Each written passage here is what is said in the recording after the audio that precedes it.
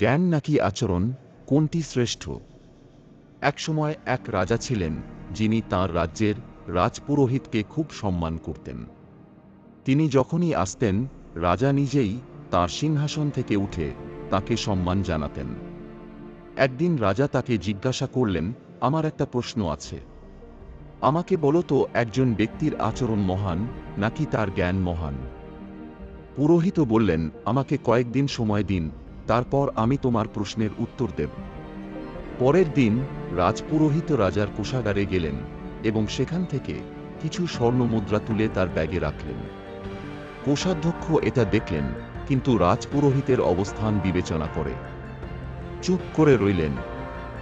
রাজপুরোহিত কিছুদিন ধরে এভাবেই চলতেন। তিনি সেখানে গিয়ে কিছু সোনার মুদ্রা তুলে তার ব্যাগে রাখতেন এবং তারপর তো সেই মুদ্রাগুলো নিয়ে বেরিয়ে যেতেন। কোষাধ্যক্ষ এটা দেখছিলেন। যেহেতু এটি কয়েকদিন ধরে চলতে থাকে, তাই কোষাধ্যক্ষ রাজার কাছে গিয়ে পুরো ঘটনাটি খুলে বললেন। রাজপুরোহিত একদিন রাজার প্রাসাদে পৌঁছেছিলেন। আজ রাজা নিজে তাকে অভ্যর্থনা জানাতে যাননি, সম্মান জানিয়ে সিংহাসন থেকে ওঠেননি। রাজপুরোহিত বুঝতে পারলেন যে সোনার মুদ্রা নেওয়ার বিষয়টি রাজার কাছে পৌঁছেছে।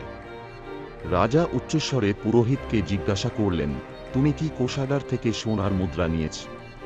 পুরোহিত বললেন, হ্যাঁ, এটা সত্য। রাজা রেগে গেলেন এবং জিজ্ঞাসা করলেন, তুমি এটা কেন করলে? পুরোহিত হেসে বললেন, আমি ইচ্ছাকৃতভাবে সোনার মুদ্রাগুলো নিয়েছিলাম। আমি তোমাকে দেখাতে চেয়েছিলাম যে একজন ব্যক্তির আচরণ বড় না জ্ঞান বড়। যখন তুমি জানতে পারলে যে আমি তোমার অনুমতি ছাড়া সোনার মুদ্রা নিয়েছি, তখন তুমি সম্মানের সাথে সিংহাসন থেকে উঠলেন না, যা তুমি সাধারণত করো। বরং আপনি আপনার উচ্চস্বরে কথা বলে আমার উপর রেগে গেলেন। সোনার মুদ্রা তোলার আগেও আমার জ্ঞান ছিল এবং সোনার মুদ্রা চুরি করার পরেও আমার জ্ঞান আছে। কিন্তু আমার চুরির কথা জানার সাথে সাথেই আপনি আমার প্রতি শ্রদ্ধা হারিয়ে ফেললেন।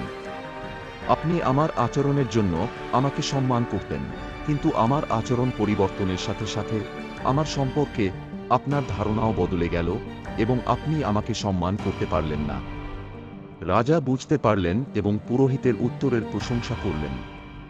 শিক্ষা: আমাদের সর্বদা আমাদের আচরণ ভালো রাখা উচিত, কারণ যদি আমাদের আচরণ ভালো না হয় তবে আমাদের শিক্ষা, পদমর্যাদা এবং সম্পদও আমাদের সম্মান পেতে পারে না।